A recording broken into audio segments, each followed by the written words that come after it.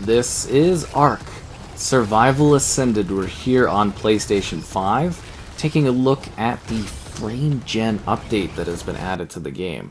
Be sure to like the video, subscribing is great as well. So this is a very interesting update as it does aim to introduce a higher level of fluidity and performance to the game. So if you're not familiar with Ark Survival Ascended, this is a remake of Ark Survival Evolved for the current gen consoles, a complete from the kind of ground up rebuild of this experience, but still the same game that you very likely know and love if you're checking this out. And it's very visually demanding, it's very visually blurry, and it is something that has a very low level of performance to it. So with the frame gen update, the goal here, they kind of mentioned in their article, it's supposed to be an 80% upgrade yield. So we're going to be taking a look at the different maps and kind of talking about that and where we're at for this update and what this update provides. So we've got the FPS toggled on the right hand side and you can see frame gen on. And it's really neat because if things are really kind of overloading stuff, you'll actually see it kind of turn red or potentially even frame gen being turned off depending on if it's too overloaded. But I haven't seen that on the PlayStation 5 side of things. Now, for this particular update, it is quite interesting. So I was kind of going back to the footage we had of the, I guess you would say, the PS5 version of Ark when this launched, right? So I was kind of trying to get like a baseline of where we were. So this one, back when this came out, was like just over like 30 FPS-ish. And it seems like we're sort of getting like up to 35 FPS. So it is, for resolution, it is an intensely dynamic 4K. Like it's temporally upscaled from a really low resolution trying to get towards 4K the best I can. But it's obviously very... If you've seen the game, like I think looking here, like aesthetically, UE5 stuff looks really good, right? Like I think the rocks look amazing, the water looks great. Everything here is very realistic. But it like just runs so badly, and just kind of comparing it quickly to the Xbox Series X side of things, it does seem like the Xbox does get a few more frames, although the spikes for PS5, it seems to occasionally bump up really randomly to 50 FPS-ish, and then go right back down. Like, I don't know if you kind of noticed that right there, but it seems to like bump up to 50 FPS, whereas the Xbox version seems to stay pretty steady. And then, so it seems like the average kind of frame rate for the PlayStation 5 version is lower, but it has the potential to weirdly spike way higher. And, yeah, I don't really get that, but that's, again, just kind of what I've been observing when trying to, showcase this game and kind of like presenting the different versions of it. So I thought that was something to kind of mention. So it does seem like the Xbox version on average has a higher frame rate slightly, but the PS5 has higher spikes, which is honestly, again, just kind of bizarre. There's also HDR support, and yeah, I mean, like Ark is something that I always say never really runs very well no matter where you try to play it. It's kind of entertaining from that perspective because it is something that name my raptor. Oh, okay. G. I accept this. Invalid name. GG. Get him, raptor. Can I ride the raptor? Anyways, yeah, it's just kind of interesting, because, like, we got Ark Survival Evolved, and then we got, like, a current-gen kind of version, and it was, like, kind of running okay, finally, and then, hilariously, we're back to, like, you know, basically the performance sort of tanking again, but we do get this much better-looking version of the game, and I can't wait to see how this runs on the PS5 Pro. This is one of those big ones where I'm sort of, like, I am really curious to see what that PS5 Pro delivers on this game, because I think the potential here for this to like actually maybe like look at least a little less murky is really, really quite exciting to me because it is really like it's got all this cool effects and everything like that. It's really, really quite neat. But yeah, it is rough to play as, to say, just because visually it is such a, you know, rough thing to take in, and then on top of that, the fluidity level is just really rough too, which isn't fun for anyone really. We're going to take a look at the Scorched Earth. So this level tends to run a lot better than the main island. So this one runs a little easier because it's like, I guess, an arid thing, and there's a little less, I want to say, density.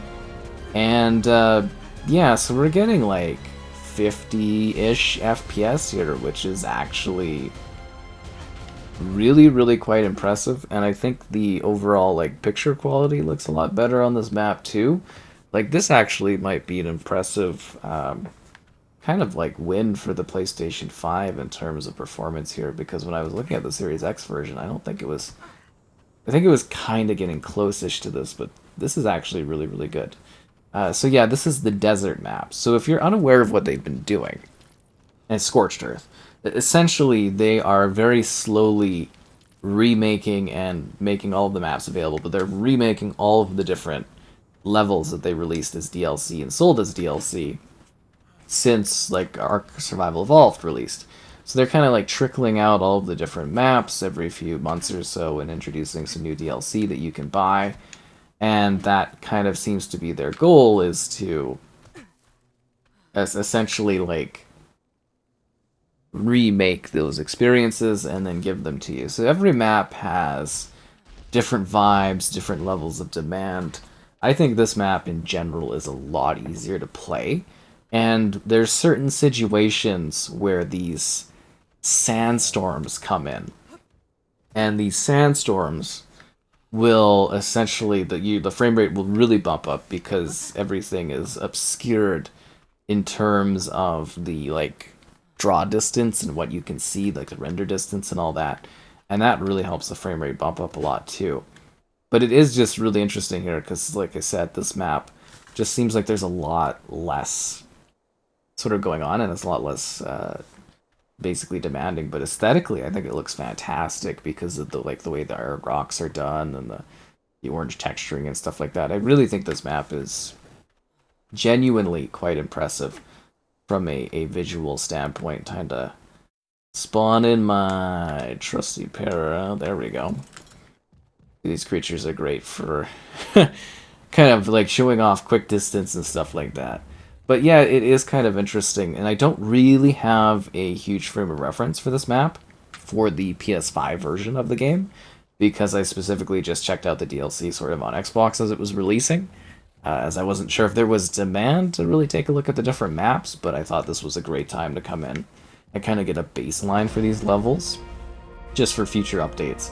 Because if you're unfamiliar with like FSR, which is what we're stuck with as an AI upscaling technology on consoles, frame gen is essentially like it's a big update and a big step forward for FSR, but it's not about picture quality. This update is about frame rate.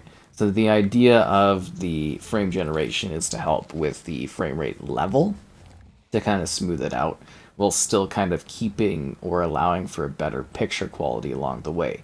So this version of FSR, this iteration, isn't going to make like the games magically look better. It's been out for a while now. Just in case you're not aware of it and this is your first time hearing about it, trying to give you some context there.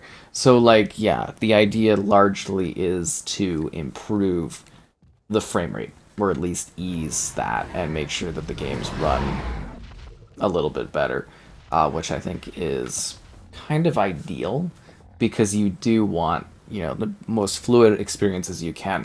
And I can't, if you're playing multiplayer, if you're playing local multiplayer, if you're setting up a lot of creatures in one area, like I can't account for, those kind of variations or what sort of, setups you have going on. Like, obviously that's going to impact the performance too.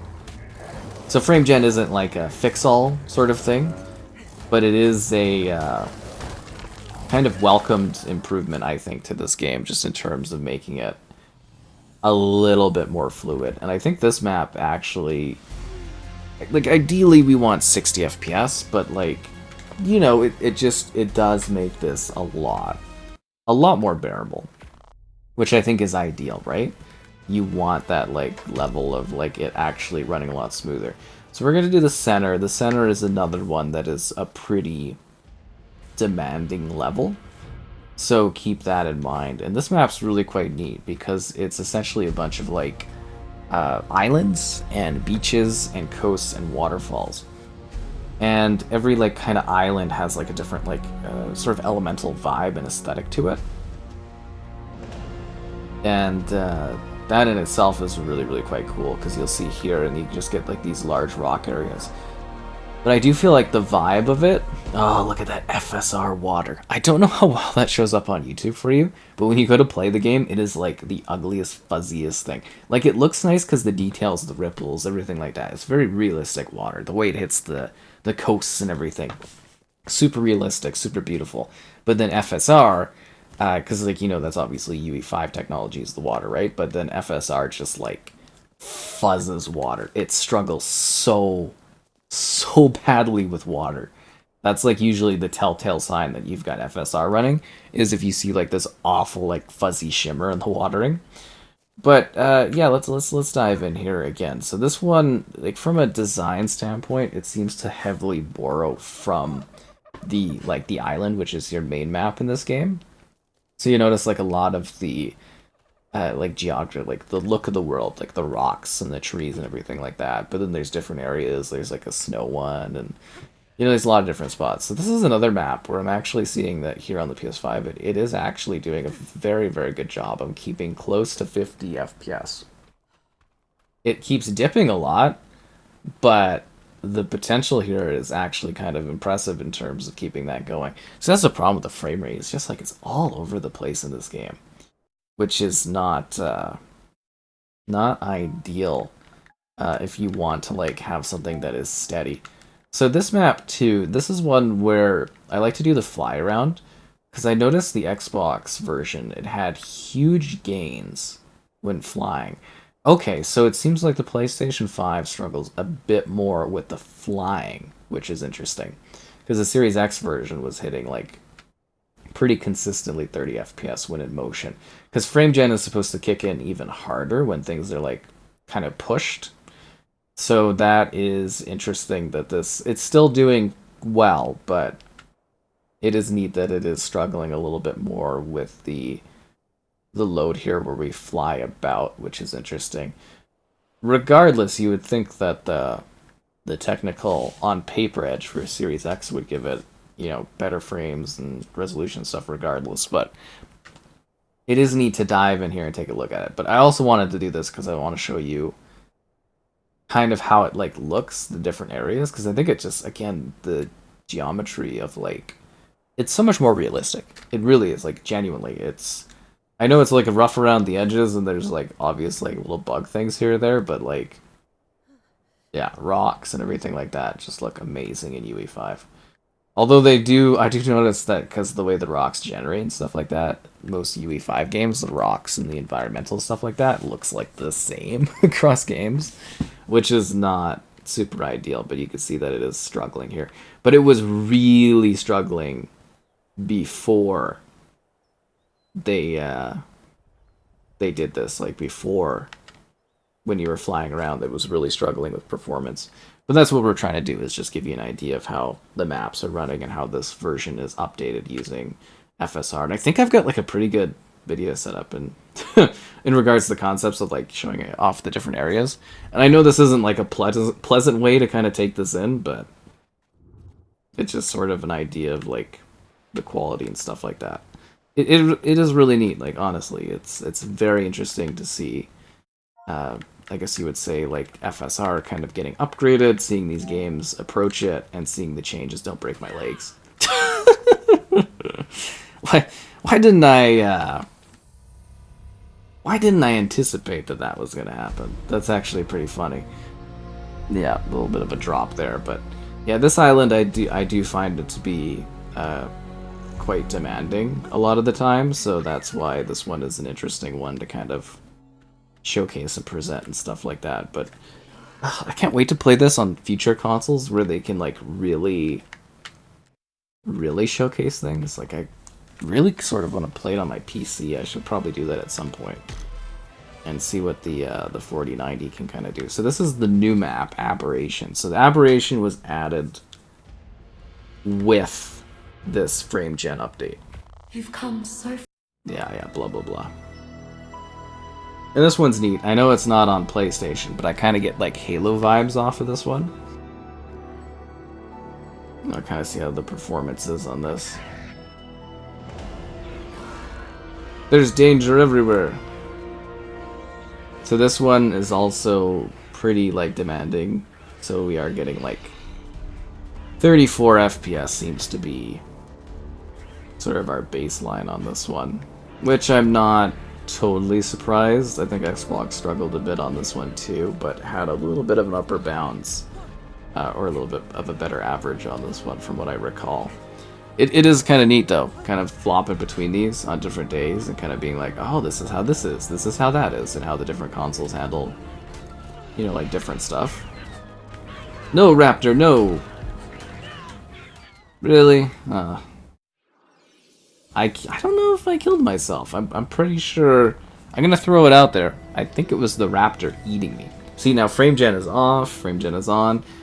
That's the first time I've seen that triggered, but that's what I've noticed too, is I can kind of like get overloaded, as to say, and then it kind of like shuts off, which is really quite interesting to see what those stress points are.